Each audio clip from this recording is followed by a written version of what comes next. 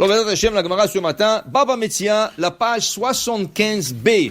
Tanya Rabbi Shimon ben Yochai Omer, dit Rabbi Shimon ben Yochai, Minay l'anoshe bechavero mané, veno ragil agdilo shalom, she'asur l'agdilo shalom, d'où nous savons que quelqu'un qui a emprunté de l'argent de quelqu'un, mais les deux n'avaient pas l'habitude de se saluer. Jamais ils se sont dit ni bonjour, ni bonsoir, ni comment ça va.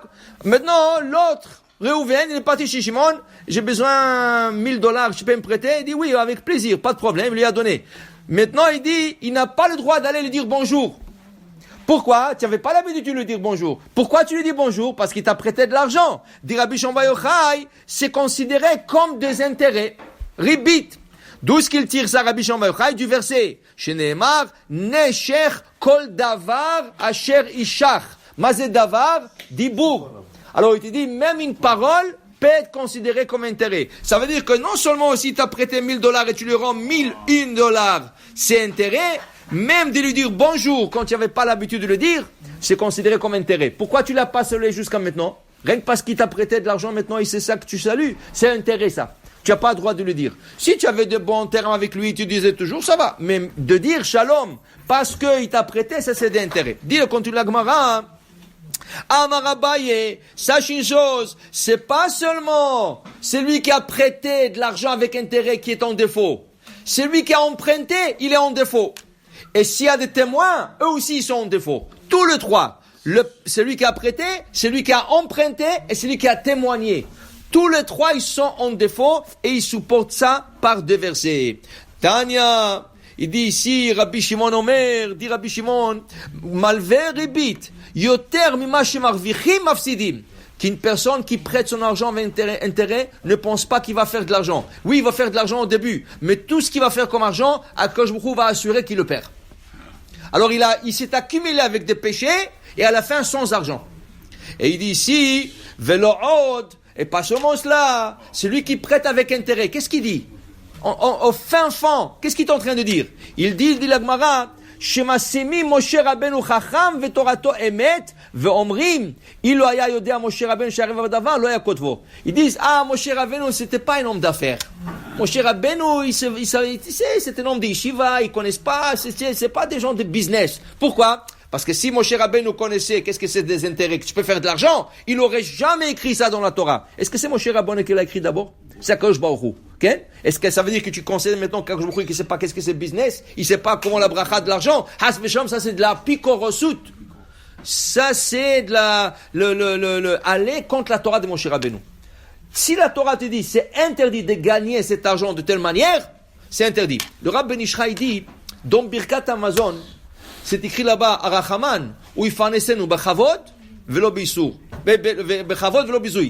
Benachat, velo b'tzar. Berevach, velo b'tzimtzum. Il y en a qui ajoutent beheter, velo b'isur. Qu'Akadosh Baruch Hu nous donne notre parnassa en permission ou pas en interdiction. Dit le Rabbi Ishraï, ce passage-là, il faut qu'on le lève. Il faut pas dire ça.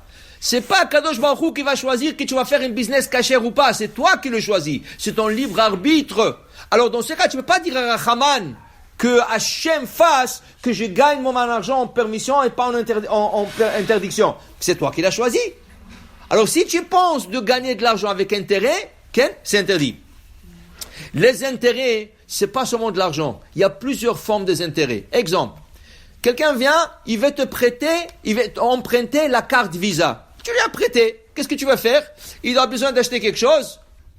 Alors il a besoin de $500. Tu lui as prêté la carte Visa, il est parti acheter. Maintenant, lui, il faut qu'il assure maintenant qu'il te rende le $500 avant que la banque te charge les intérêts.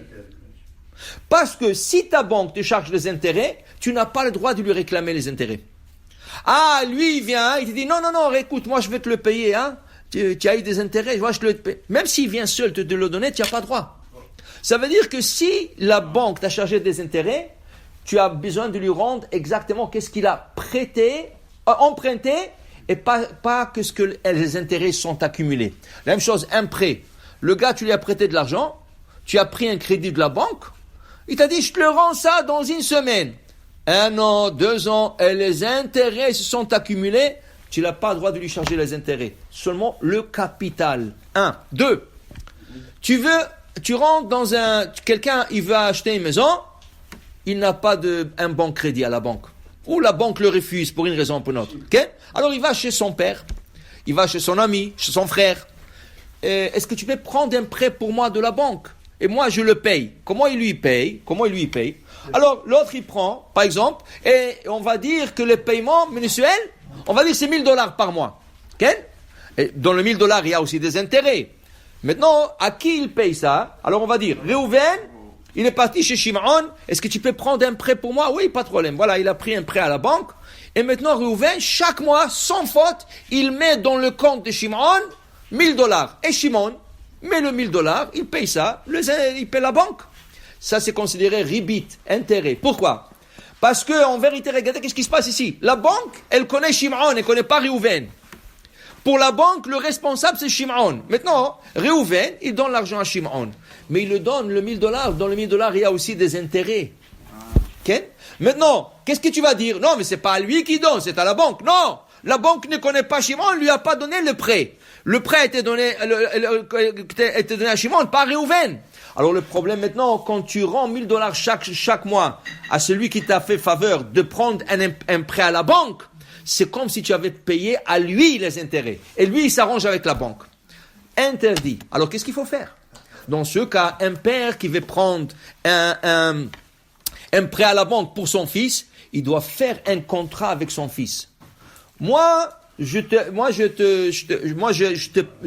loue cette maison. C'est quoi la location? On va dire que le prêt, le paiement mensuel, c'est $1000. Moi, je te loue la maison pour $1000. Ils font un contrat entre eux. Je te loue cette maison pour $1000. Et quand ils lui rendent $1000 pour rendre à la banque, c'est une location. Ok?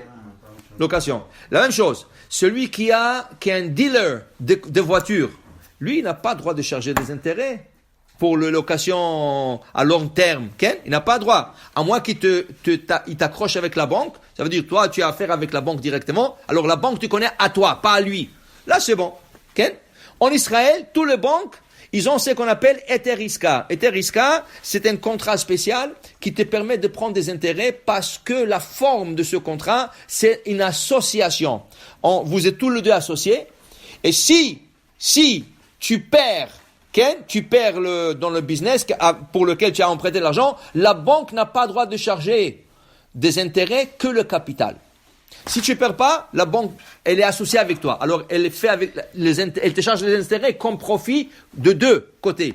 Mais si tu perds, la banque te prend que le capital. Alors, c'est tellement compliqué le ribit. Le ribit, c'est tellement compliqué que la Gemara dit, tout celui qui charge intérêt, lo yakum bitriat ametim. Il n'aura pas part dans l'autre monde. Alors c'est interdit. Il faut faire attention de savoir, il faut lire, savoir qu'est-ce qui est considéré comme intérêt et qu'est-ce qui ne l'est pas. Baruch Adonai Le'olam. Amen. Amen.